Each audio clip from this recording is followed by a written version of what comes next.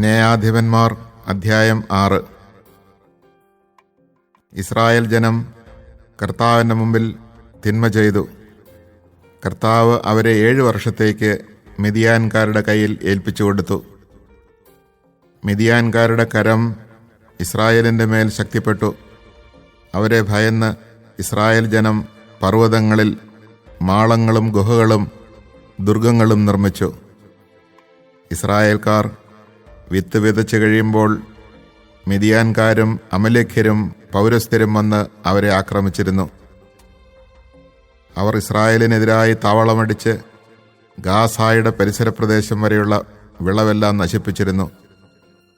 ഇസ്രായേലിൽ ജീവസന്ധാരണത്തിന് ആടോ മാടോ കഴുതയോ ശേഷിച്ചില്ല.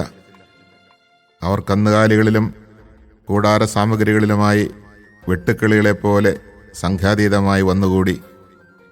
അവരും അവരുടെ ഒട്ടകങ്ങളും എണ്ണമറ്റവയായിരുന്നു. അങ്ങനെ അവർ വരുന്നതോടെ ദേശം ശൂന്യമാകും. മിദ്യാൻ നിമിത്തം ഇസ്രായേൽ വളരെ ശോഷിച്ചു.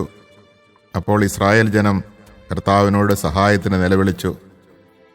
ഇസ്രായേൽ ജനം മിദ്യാൻകാർ നിമിത്തം കർത്താവിനോട് നിലവിളിച്ചു. അപ്പോൾ ഇസ്രായേലിന് അവിടുന്ന് ഒരു പ്രവാചകനെ അയച്ചു. അവൻ അവരോട് പറഞ്ഞു, ഇസ്രായേലിൻ്റെ ദൈവമായ കർത്താവ് അരുളിച്ചെയ്യുന്നു, ഈജിപ്തിൽ നിന്ന്, ദാസ്യഭവനത്തിൽ നിന്ന് നിങ്ങളെ ഞാൻ ഇറക്കിക്കൊണ്ടുവന്നു. ഈജിപ്തുകാരുടെയും പീഡകരുടെയും കയ്യിൽ നിന്ന് നിങ്ങളെ ഞാൻ മോചിപ്പിച്ചു. നിങ്ങളുടെ മുമ്പിൽ അവരെ ഞാൻ തുരത്തി.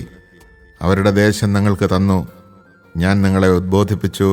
ഞാനാണ് നിങ്ങളുടെ ദൈവമായ കർത്താവ്. നിങ്ങൾ വസിക്കുന്ന ദേശത്തെ അമോര്യരുടെ ദേവന്മാരെ നിങ്ങൾ വന്ദിക്കരുത്.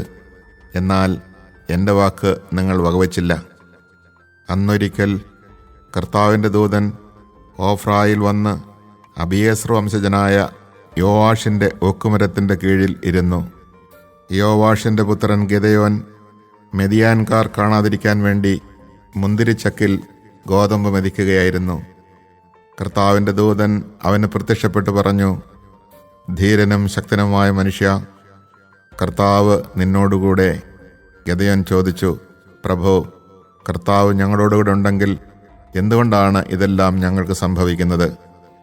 ഈജിപ്തിൽ നിന്ന് കർത്താവ് ഞങ്ങളെ കൊണ്ടുവന്നില്ലയോ എന്ന് പറഞ്ഞുകൊണ്ട് ഞങ്ങളുടെ പൂർവികന്മാർ വിവരിച്ചു തന്ന അവിടുത്തെ അത്ഭുത പ്രവൃത്തികൾ എവിടെ? എന്നാൽ ഇപ്പോൾ കർത്താവ് ഞങ്ങളെ ഉപേക്ഷിച്ച് മിദ്യാൻകാരുടെ കയ്യിൽ ഏൽപ്പിച്ചിരിക്കുന്നു. കർത്താവ് അവൻ്റെ നേരെ തിരിഞ്ഞു പറഞ്ഞു, നിന്റെ സർവ്വശക്തിയോടും കൂടെ പോയി ഇസ്രായേല്യരെ മിദ്യാൻകാരുടെ കയ്യിൽ നിന്ന് മോചിപ്പിക്കുക.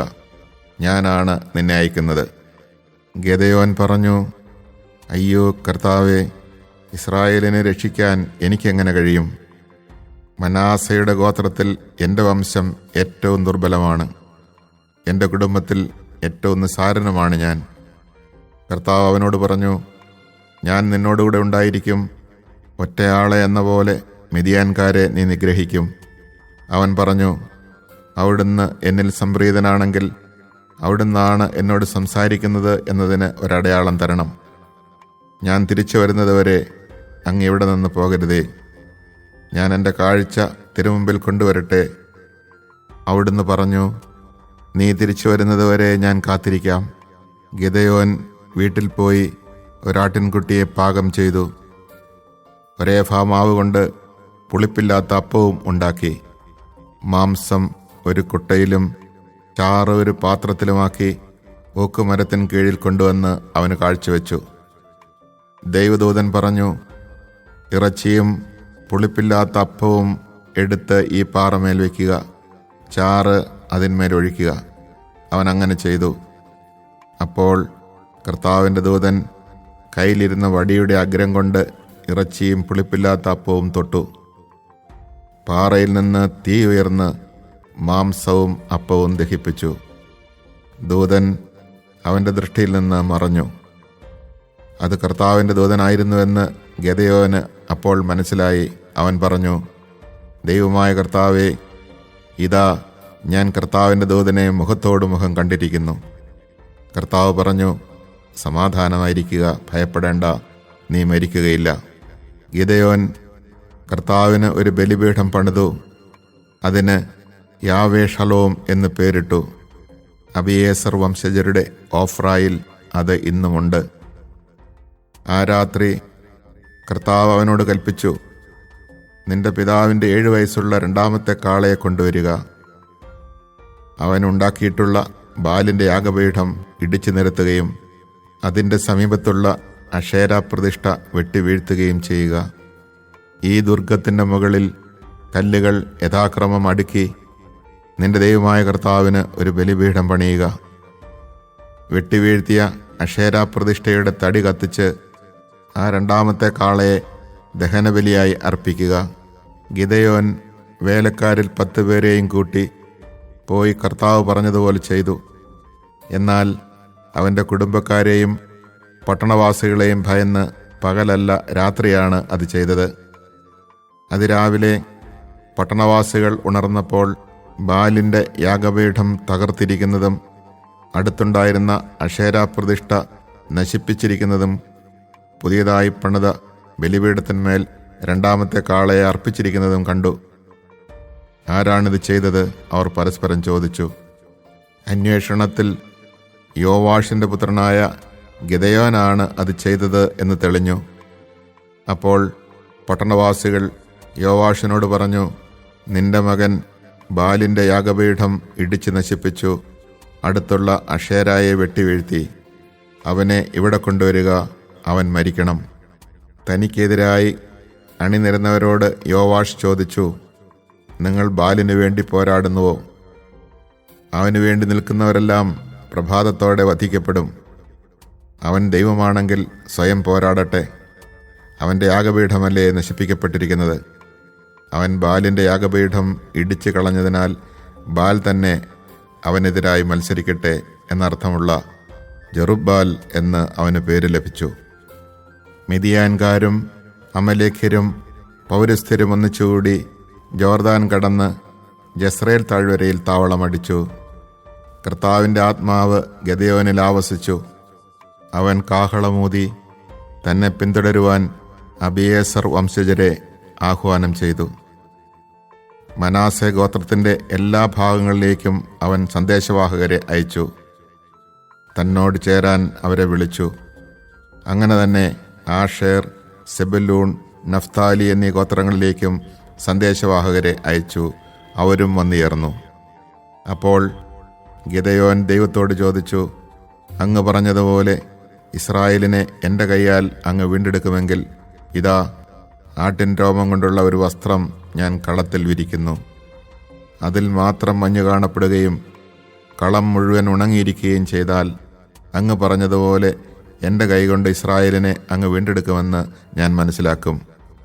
അങ്ങനെ തന്നെ സംഭവിച്ചു. അതിരാവിലെ അവൻ എഴുന്നേറ്റ് വസ്ത്രം പിഴിഞ്ഞ് ഒരു പാത്രം നിറയെ വെള്ളമെടുത്തു. അപ്പോൾ ഗിദെയോൻ ദൈവത്തോട് പറഞ്ഞു, അങ്ങയുടെ കോപം എൻ്റെ നേരെ ജ്വലിക്കരുതേ. ഒരിക്കൽ കൂടി ഞാൻ പറഞ്ഞുകൊള്ളട്ടെ. ഒരു പ്രാവശ്യം കൂടി രോമവസ്ത്രം കൊണ്ട് ഞാൻ പരീക്ഷണം നടത്തട്ടെ. അത് ഉണങ്ങിയും നിലം മുഴുവനും മഞ്ഞുതുള്ളി വീണതായും കാണട്ടെ. ദൈവം ആ രാത്രിയിൽ അങ്ങനെ തന്നെ ചെയ്തു. വസ്ത്രം മാത്രം ഉണങ്ങിയും നിലം മുഴുവനും മഞ്ഞുകൊണ്ട് നനഞ്ഞുമിരുന്നു. Chapter 6. The Israelites offended the Lord, who therefore delivered them into the power of Midian for 7 years, so that Midian held Israel subject. For fear of Midian, the Israelites established the fire signals on the mountains, the caves for refuge, and the strongholds. And it used to be that when the Israelites had completed their sowing, Midian, Amalek, and the Kedemites would come up and camp opposite them, and destroy the produce of the land as far as the outskirts of Gaza, leaving no sustenance in Israel, nor sheep, oxen, or asses. For they would come up with their livestock, and their tents would become as numerous as locusts. And neither they nor their camels could be numbered when they came into the land to lay it waste. Thus was Israel reduced to misery by Midian, and so the Israelites cried out to the Lord. When Israel cried out to the Lord because of Midian, he sent a prophet to the Israelites who said to them, The Lord, the God of Israel, says, I led you up from Egypt. I brought you out of the place of slavery. I rescued you from the power of Egypt and of all your other oppressors. I drove them out before you and gave you their land.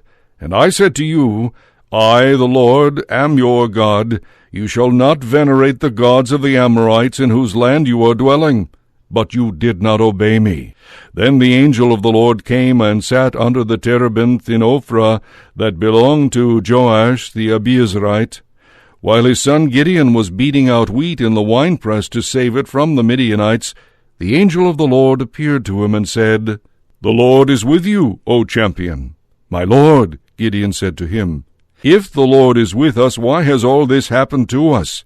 Where are his wondrous deeds of which our fathers told us when they said, Did not the Lord bring us up from Egypt?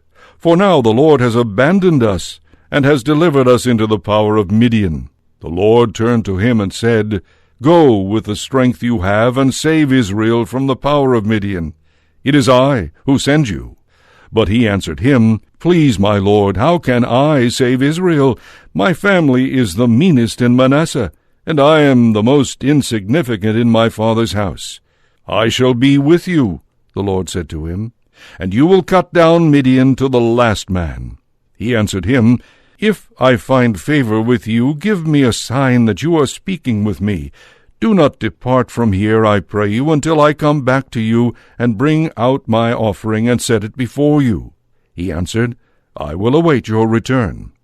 So Gideon went off and prepared a kid and an ephah of flour in the form of unleavened cakes. Putting the meat in a basket and the broth in a pot, he brought them out to him under the terebinth and presented them. The angel of God said to him, Take the meat and unleavened cakes and lay them on this rock. Then pour out the broth.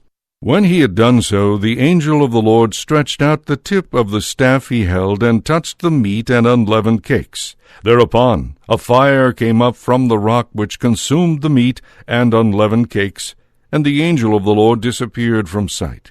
Gideon, now aware that it had been the angel of the Lord, said, Alas, Lord God, that I have seen the angel of the Lord face to face. The Lord answered him, Be calm. Do not fear, you shall not die. So Gideon built there an altar to the Lord, and called it Yahweh Shalom. To this day it is still in Ophrah of the Abiezrites. That same night the Lord said to him, Take the 7-year-old spare bullock, and destroy your father's altar to Baal, and cut down the sacred pole that is by it. You shall build instead the proper kind of altar to the Lord your God on top of this stronghold. Then take the spare bullock and offer it as a holocaust on the wood from the sacred pole you have cut down. So Gideon took 10 of his servants and did as the Lord had commanded him. But through fear of his family and of the townspeople he would not do it by day, but did it at night. Early the next morning the townspeople found that the altar of Baal had been destroyed, the sacred pole near it cut down, and the spare bullock offered on the altar that was built. They asked one another, Who did this? Their inquiry led them to the conclusion that Gideon, son of Joash, had done it.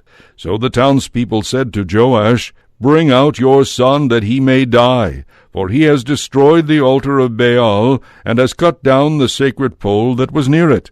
But Joash replied to all who were standing around him, Do you intend to act in Baal's stead, or be his champion?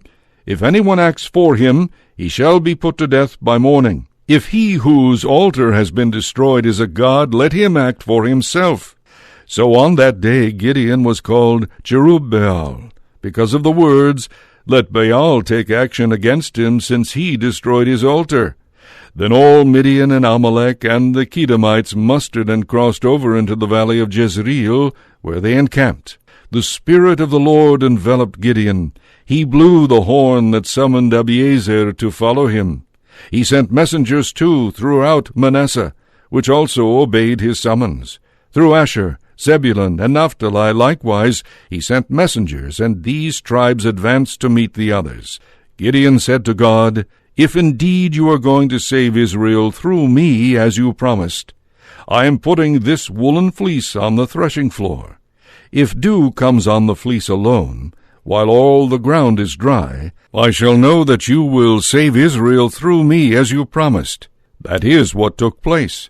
Early the next morning he wrung the dew from the fleece, squeezing out of it a bowlful of water. Gideon then said to God, "Do not be angry with me if I speak once more. Let me make just one more test with the fleece.